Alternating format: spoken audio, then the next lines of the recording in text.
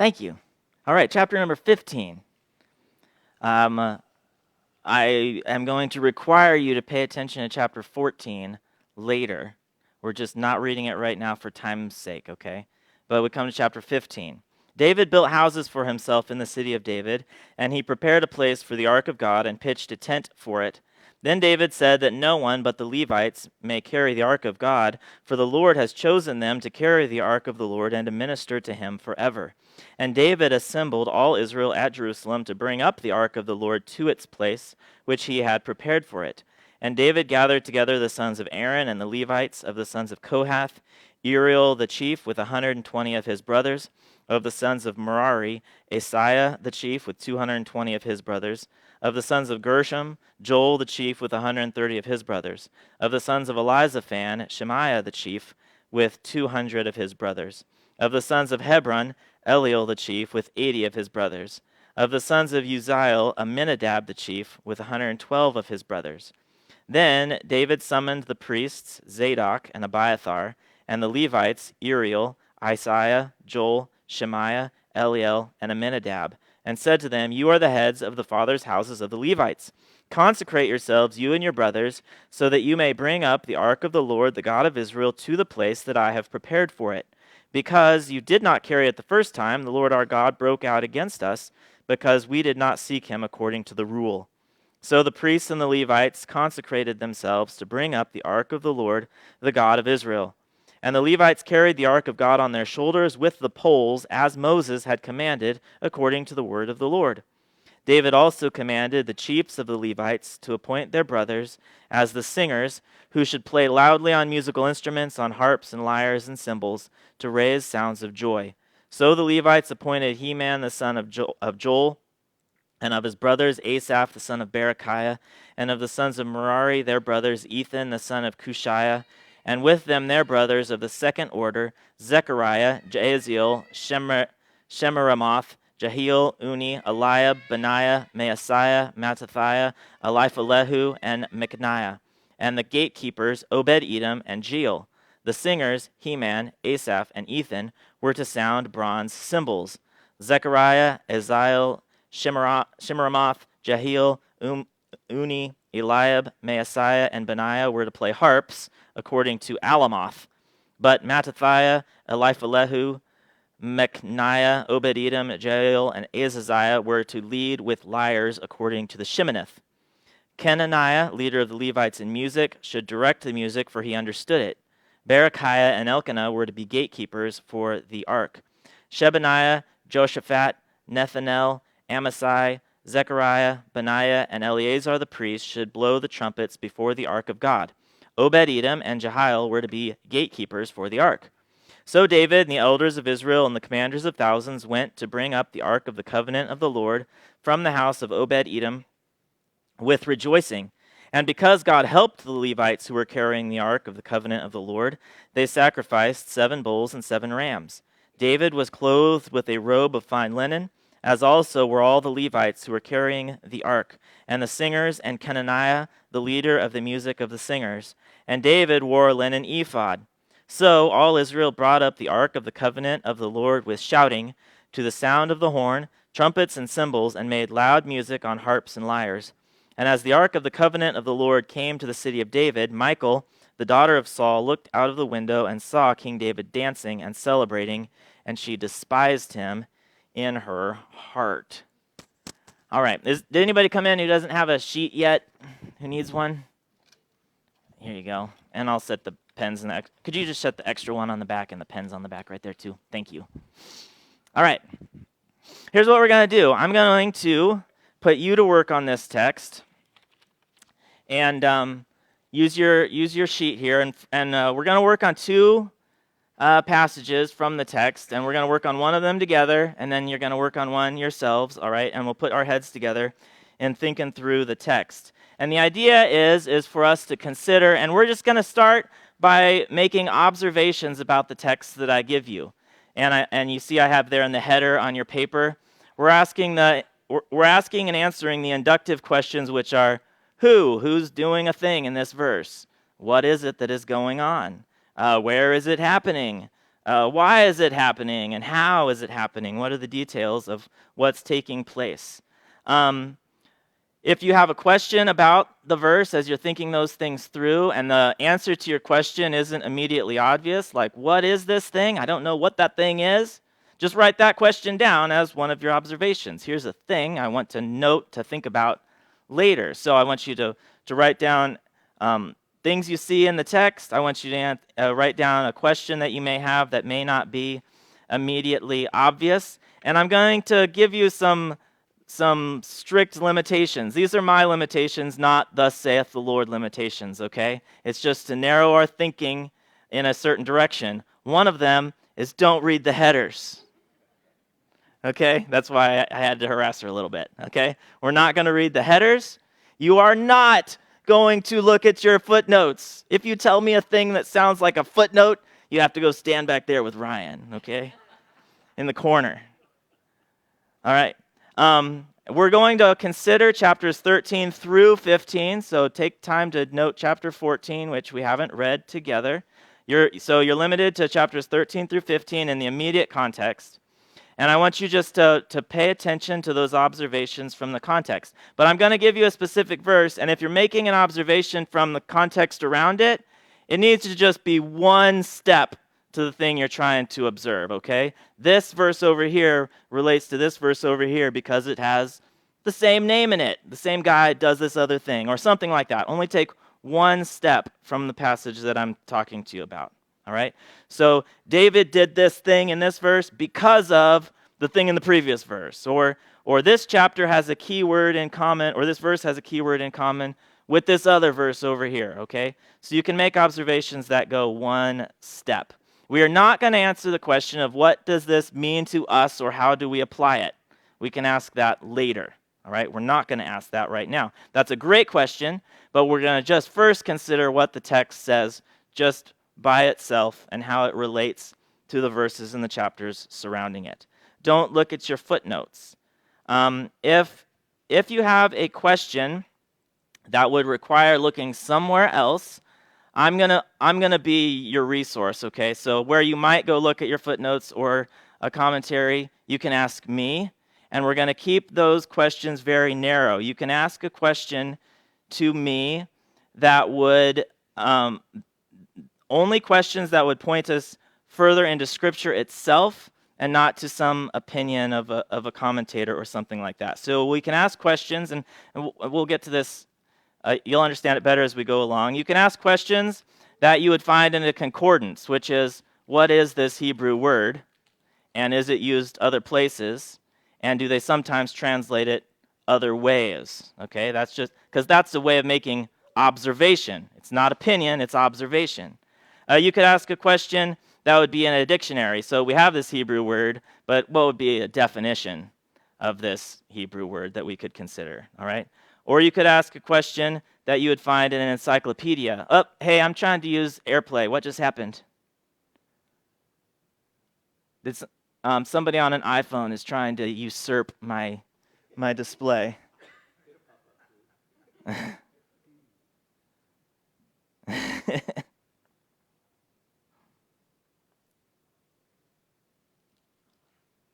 Who's got iPhone number 131?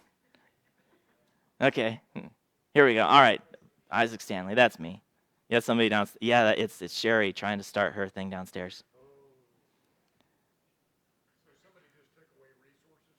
Yes. Okay. So I'll give you an example here. Okay. So a concordance would be the word David. That one's an obvious one, but we want to look at it. All right. We got David, and we're just going to look, and we're going to see where there's other uses of the word David in these verses. Okay. So that would be a concordance sort of a question. A dictionary question would be over here, obviously in the dictionary, and so I could go, David, what is the word David mean? All right, and we'll pop it up over there in the dictionary. Oh, it means beloved one. Okay, so that's a dictionary sort of question. Encyclopedia would be a sort of question like, we've got Levites. Who in the world are the Levites? And so we might look them up in an encyclopedia or another resource like that. And I've got another thing you could do is ask a question that would be related to like a map. There's a place looking at where it is on the map, isn't interjecting a whole bunch of opinion. That's just us trying to understand the text itself. So you kind of understand we're bounding ourselves to questions that will go into Scripture, not just opinion, all right? What else did I want to mention? I think that's about it. Okay, we're going to begin with 1 Chronicles 13:11. We're just going to work on one verse. 1 Chronicles 13:11.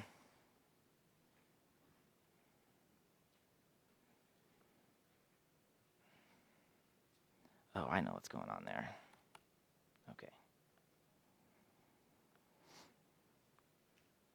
David was angry because the Lord had broken out against Uzzah, and the place is called Perez Uzzah to this day. I want us to begin with just the most simple observations. You know, in algebra, when you're in third grade and you have 2 plus x equals 4, and you go, I don't need to do the process because I understand it's 2 plus 2 equals 4. But then if you don't do the process and you have a more complicated algebra problem that you can't do in your head, you never learned the process, now what do you do? All right? So we're going to make observations even if they seem like 2 plus x equals 4 obvious. All right? And then we'll press further down from there so we can learn the process, okay? So I want us to answer the most obvious who, what, where, when, why sort of questions from verse number 11. So somebody tell me a thing you observe from verse number 11. Let's start with a who. What have we got? David. Okay, our character is David. Put it down.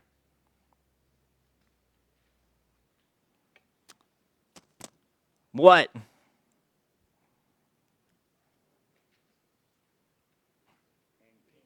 He's angry. He's angry. Where?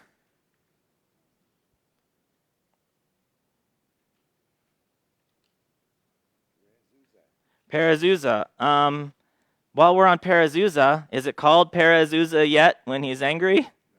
No, but then he names it. So David is doing that too. So put that down. He names it or calls it Perezusa.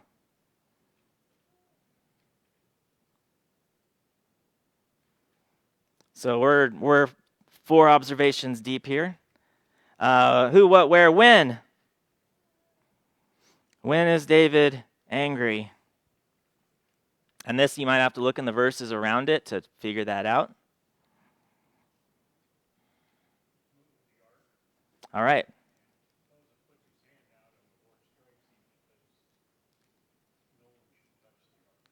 Okay, so that's several observations altogether. Let's just stick with Uzzah just died while they're moving the ark. David's angry. All right. So that's sort of a because question, isn't it? Why is he angry? Relates to the time. Because Uzzah just died. Why? Why is he angry? That fits into what we've already got, right? He's angry because Uzzah died, but also look at the verse again. What's it say more specifically? Why is he angry? Because God is angry. God is angry.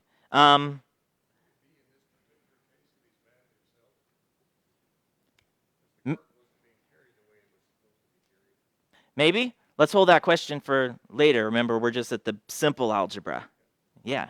But thank you. I'm being arbitrarily strict, so don't be offended at anything, okay? All right, so God is angry, or David's angry because God is angry. Does it use the word angry in the text? What's it say that God had wrath?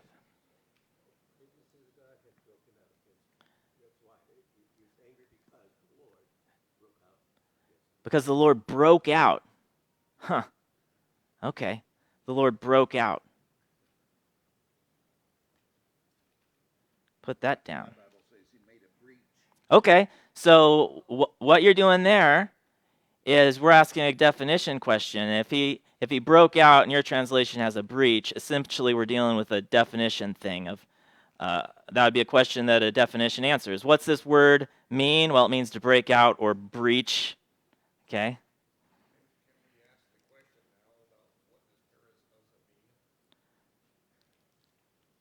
Sure. What does Perez Uzzah mean?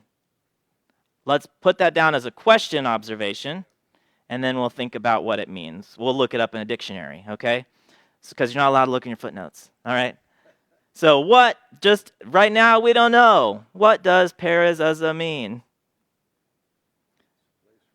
No, don't answer it, all right? We're just asking the question. What does it mean?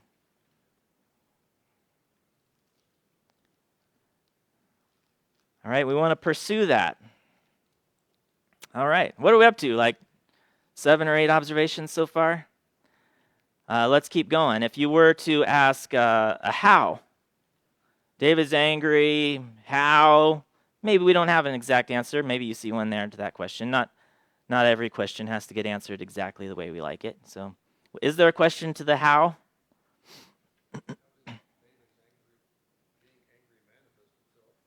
Okay.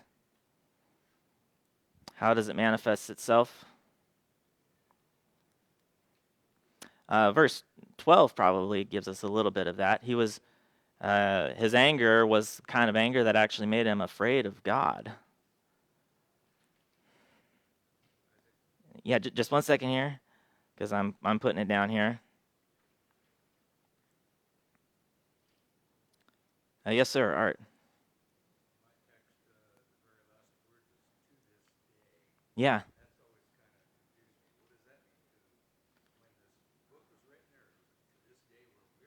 Uh-huh. Okay, so now we have just a question observation again, kind of like Perez Uzzah. What does it mean for something to be to this day? All right.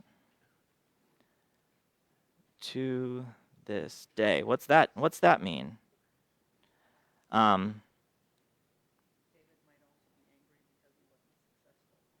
Yeah, maybe he's angry because he wasn't successful. He didn't. In verse number 11, in our key verse right now, it was called Perez Uzzah to this day. You found it? All right. So still in verse number 11, what if you ask those questions all over again? Who? What other who could you put in here? Yeah, the Lord, okay?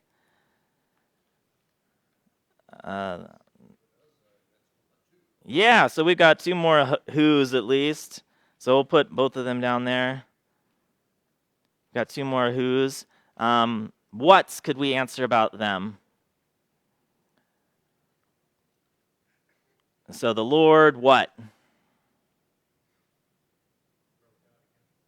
Yeah, he broke out against Uzzah.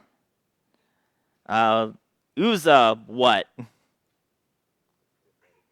He was broken out against. Okay, that's a good observation. Remember, we're on the basic algebra, so we're not just going to say that he died, which is obvious. But in this text, he was broken out against. So Uzzah has had the breaking out of God against him.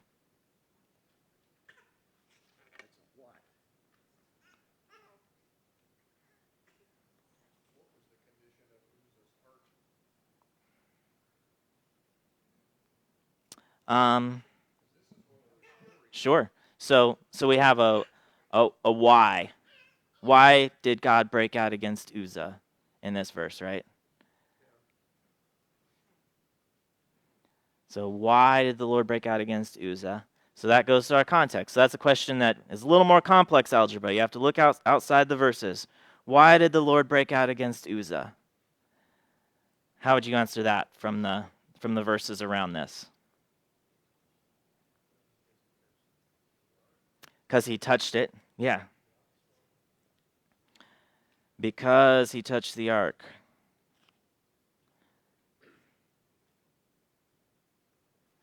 And that could add to further whys. Why is touching the ark a big deal? You know? Why? Oh, yeah.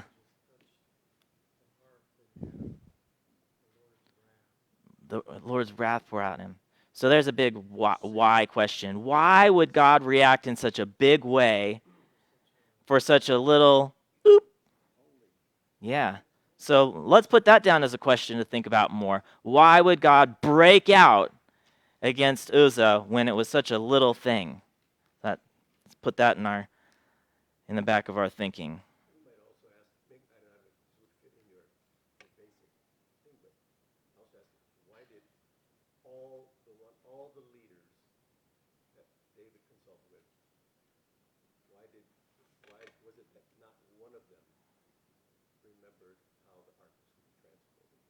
Yeah. Mm-hmm. Yeah. Right. Yeah. Yeah. Or the pole's still in there, and like, didn't they leave the poles in so they stuck out the veil sometimes? Yeah. Mm-hmm. Mm-hmm. Okay, so we're moving away from the basic algebra a little, but the things that we're talking about, we're not falling back like I didn't want us to on our footnotes or our commentary. We're falling back on what we know from the rest of Scripture. And bringing what we know from the rest of Scripture is a good thing to be handled with care, right? Because we do want to increasingly grow in our knowledge of Scripture so that we have things to draw on as we're thinking about a text. But we also need to be thinking again, am I drawing in this correctly? So we want to take our wisdom and knowledge from Scripture, pull it in, but then just be paying attention that we're not overdoing it or that that's just my opinion or anything like that. So yeah, we're moving into that more elaborate algebra problem, which is fine, but we're doing it ourselves, okay? So yeah, we know that the ark had poles. We know that they're not doing it the right way, right? So that they had the things through the rings, yeah. So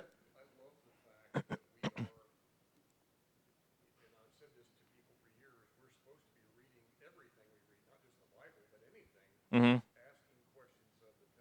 Mm-hmm.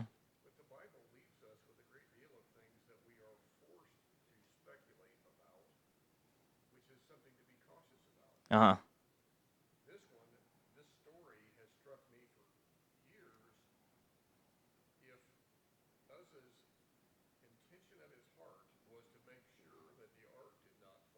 Uh-huh. Uh-huh. Sure. Yeah. Yeah. So that's great. I'm going to write that way down at the bottom. Okay? Let's put that there.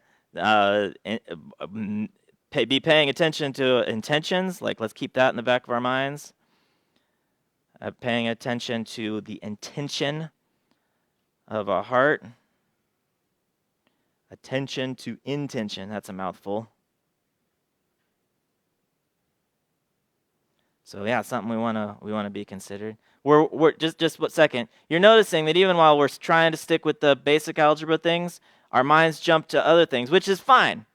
We'll note those things. I'm going to keep pulling us back because that's the way our minds work, and one question leads to another. This is all good. But what were you going to say, Gil? Yes, sir.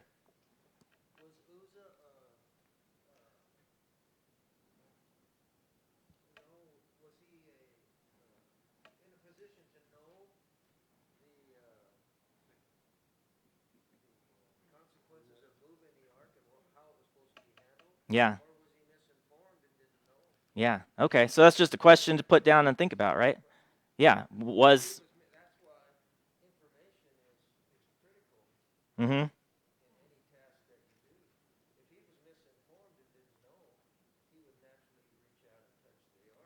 Mm-hmm. Mm-hmm.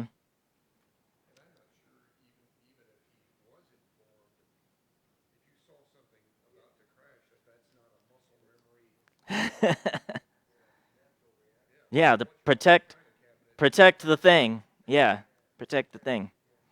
That's one of the things you actually have to train yourself not to do. Like when you drop the kitchen knife, you have to teach yourself to let it drop instead of trying to grab the kitchen knife. But Mm-hmm. Uzzah, even though he may not was trying his best to serve God, is a sinner. Mm-hmm. I think of Isaiah said, "The year King Uzziah, he said, Lord, I'm undone. Mm-hmm. I just saw God. Yeah. I didn't. We can't touch God." So let's put that more further down to the bottom too, because these are more like reflections. These are our reflections or applications of it, right? Beyond the basic question. So let's put that further down at the bottom. We know Uzzah is a sinner, so let's put that there. Even if it doesn't seem like the thing he did right now is a grievous offense, it doesn't seem like it, like Dave pointed out. You know, it's just a little thing, but he is a sinner, so let's put that down here. Yeah. Who is Uzzah?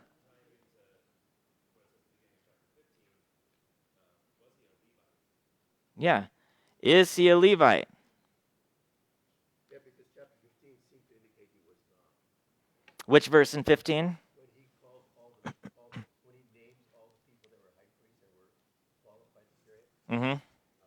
he says that God was angry because you were not the ones moving it. We're going to cheat just a little bit. 15:2. Could you read that out loud for me? Then David said, "No one is to carry the ark of God except the Levites, Uh-huh. for the Lord chose them to carry the ark of the Lord to serve him forever." All right. So nobody's supposed to carry it to the Levites.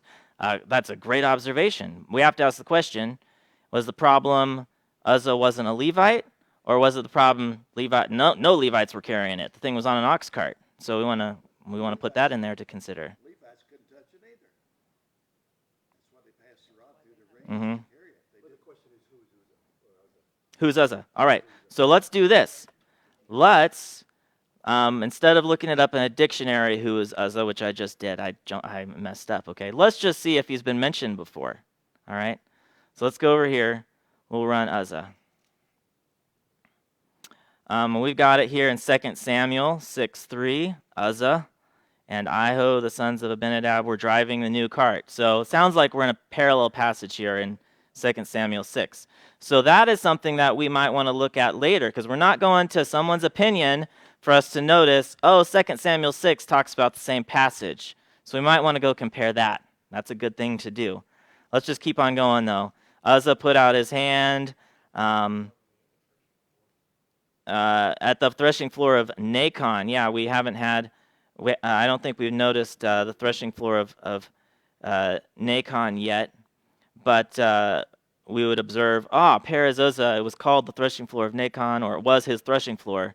They named it Perez Uzzah here in our key verse that we're looking at right now, verse number 11. Keeping on going, 2 Kings 21, buried in the garden of Uzzah. We're not sure if that relates or not, but Uzzah, 1 Chronicles 13, that's where we are. We've got Uzzah. Keep on going. We've got some sons of Uzzah. We don't know if that's the same Uzzah. But at least right around here in First Chronicles, we haven't had Uzzah show up before. And back in Samuel and Kings, it looks like he first shows up in the parallel passage talking about the same thing. So just right away, we haven't figured out which tribe he's from yet. Maybe it's in Scripture somewhere, and if we kept on digging. But for now, let's say we don't know which tribe he's in. All right. Further investigation needed there. It's not immediately apparent whether or not he is a Levite.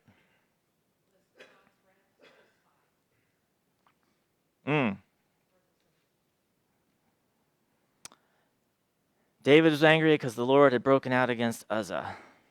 Was it satisfied? Like, was God going to punish anybody else? Yeah. We.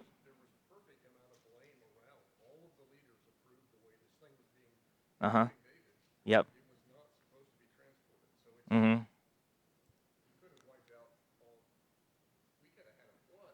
Yeah. All right, I'm looking at the clock going, man, it's moving fast. Let's answer a few of the questions that we asked to come back to. Let's start with, what's Perez Uzzah mean? Okay, so let's start right there. The place is called Perez Uzzah. What does that mean? Perez, breach, gap, to make a split or make a breach.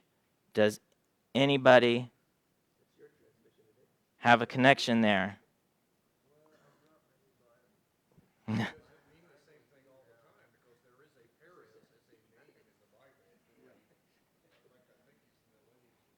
Yes, yeah, Tamar, Judah and Tamar's son was Perez. Okay, so Uzzah, Perez, Uzzah, we'd go, Uzzah is probably a reference to Uzzah, okay?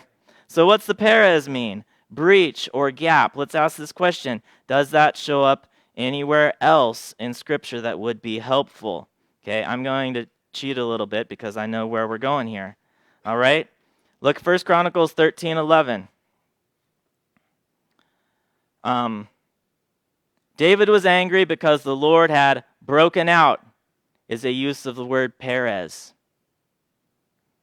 The place is called Perez Uzzah. So it's named, essentially, the Lord has broken out or made a breach against Uzzah. Okay, so this is breach of Uzzah or broken out against Uzzah is what Perez Uzzah means. Maybe more specifically, the place where Uzzah died. Are they identical words, broken out and Perez? We got Perez, we got Perez. I don't know if they're the exact same grammatical form, but we got the same root there, okay? All right.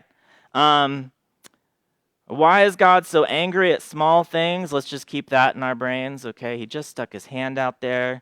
What did Uzzah know? We don't know a question about that. We're not really sure whether or not he is a Levite.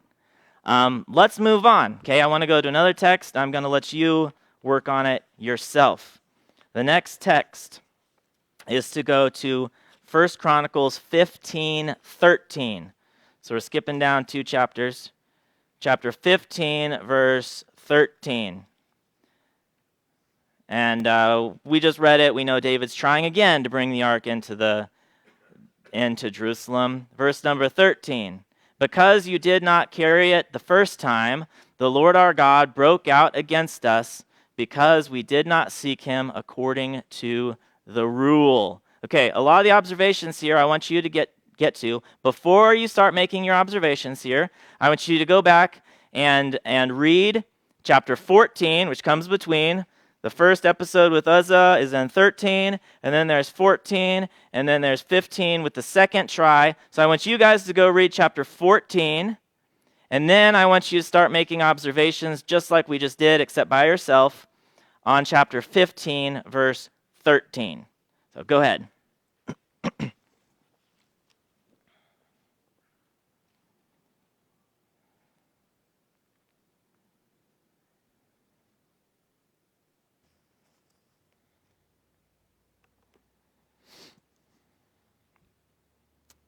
Okay.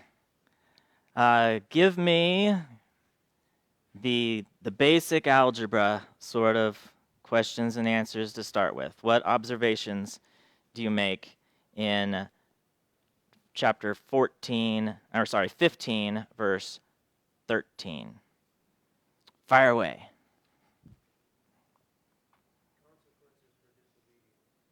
Okay. Where did you get there? Yeah, just flesh that out just a little bit, Gail.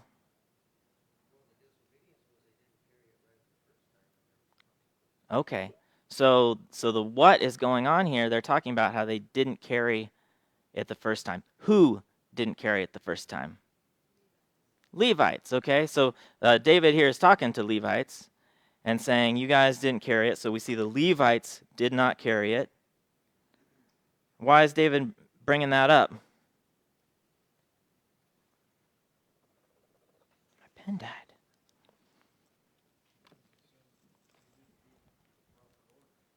Yeah, they didn't do it according to the proper order.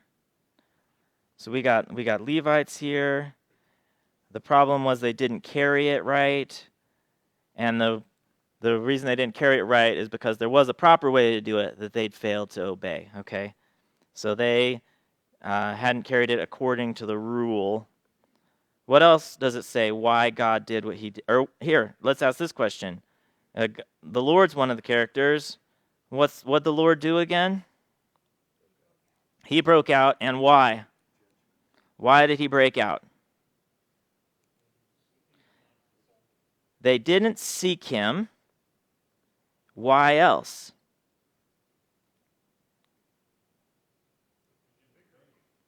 They didn't obey him.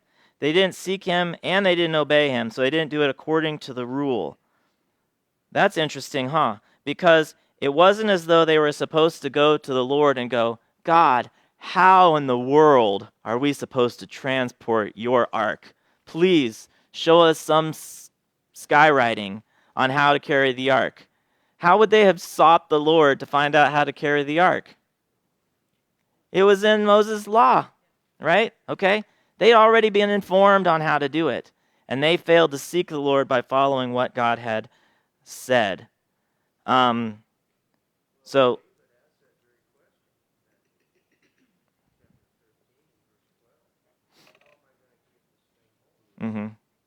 and he answered it the wrong way, or he didn't look for the answer in the right place. That's why we have Deuteronomy 6:4,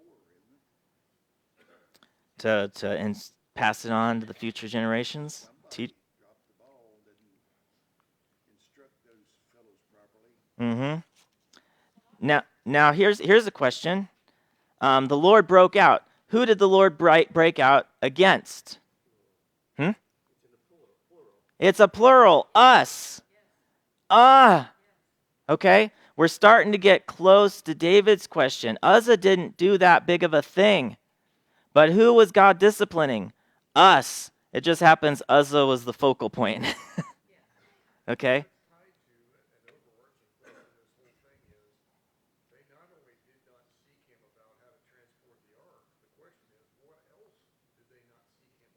Mm-hmm. What was their spiritual condition at the time? Mm-hmm. Were they praying? Were they going to the scriptures? Was the scripture being read as it was supposed to be, in worship? Mm-hmm. Well, and that's why I'm asking, why did David not consult the Levites? Mm-hmm. And then why didn't the Levites step up and say, there is only one way to do this? This is the way to do it. Yeah. And maybe as you examine the broader context, because we're limited for time now, but maybe as you were to search out the broader context, you would start to find some of those answers. Those are questions worth asking, questions worth answering. Why didn't they? Back to chapter 13 again. Back to the Lord. What did the Lord do? Sorry, 15:13. 15:13. What did the Lord do? He broke out. What about broke out? Maybe we should see if that's the same word, huh? Let's look at that. He broke out against us. Oh, it's Perez. Ooh! How many of you noticed that? Okay?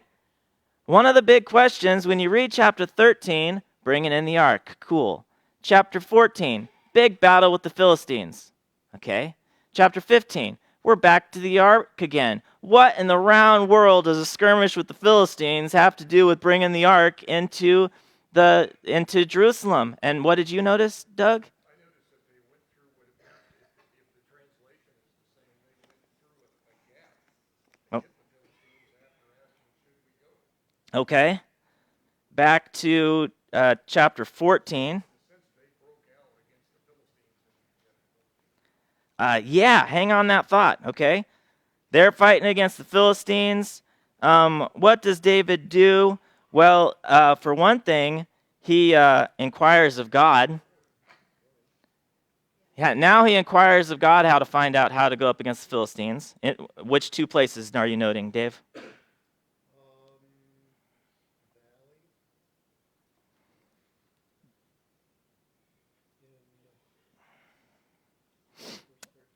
Okay. Yeah. David inquired of God. And back in verse number 10, David inquired of God, shall we go up against the Philistines? Good. Go up.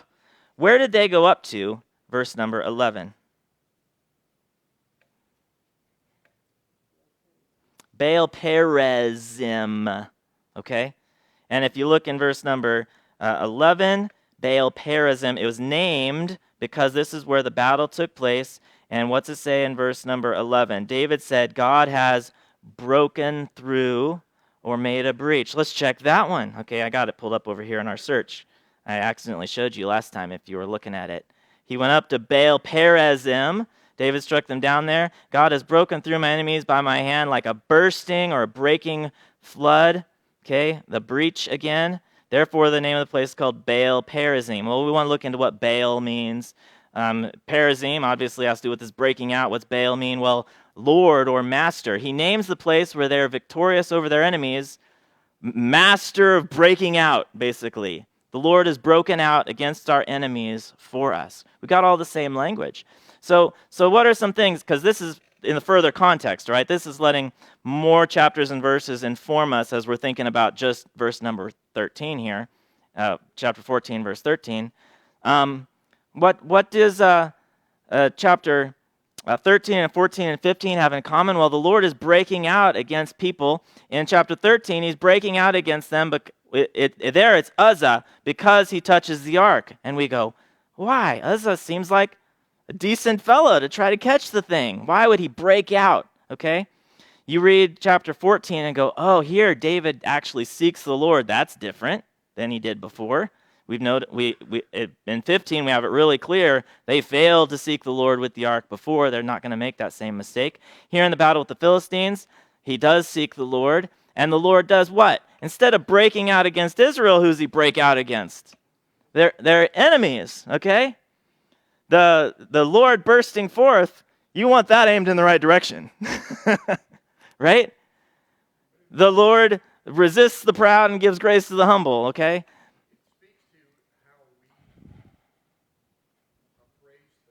Mm-hmm. David sought the Lord because this is a big deal. Mm-hmm. He didn't think moving the furniture was a big deal. Yeah, he didn't take it seriously enough to consider. That God does not weigh things. What do we do? Mm-hmm. Which then begs the question, what things should we be seeking the Lord about? And the answer is everything. Yeah. So we got breaking out against Uzzah in chapter 13, which makes us scratch our heads. 14, breaking out against the enemies. 15, God broke out against us. It wasn't just Uzzah, okay? This whole process as they're not seeking the Lord, as they take God's holy place where he dwells between the cherubim, and they put it on an ox cart, and they're towing it into Jerusalem, it's not as though God's like, it's all fine. Uzzah! Okay? He is, what are you doing? And then he touches it. Okay? The Lord breaks out at that point in his judgment for not seeking the Lord according to the rule. Yeah. Mm-hmm.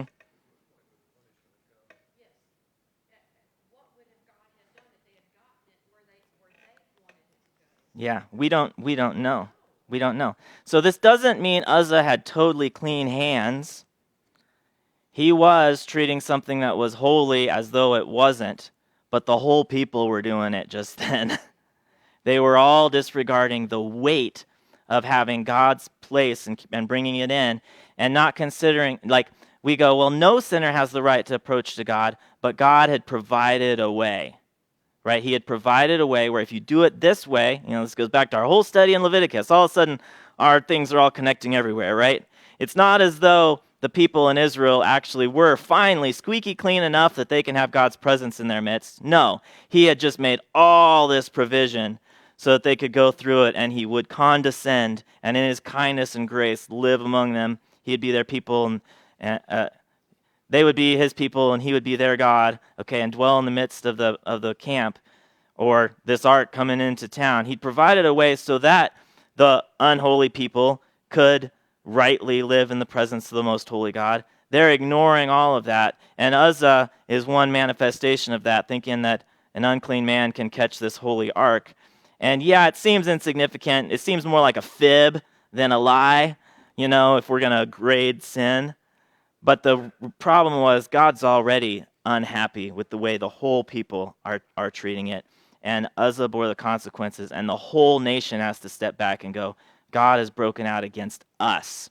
We all have to learn and reflect, and let's seek the Lord. And he actually told us how to do it.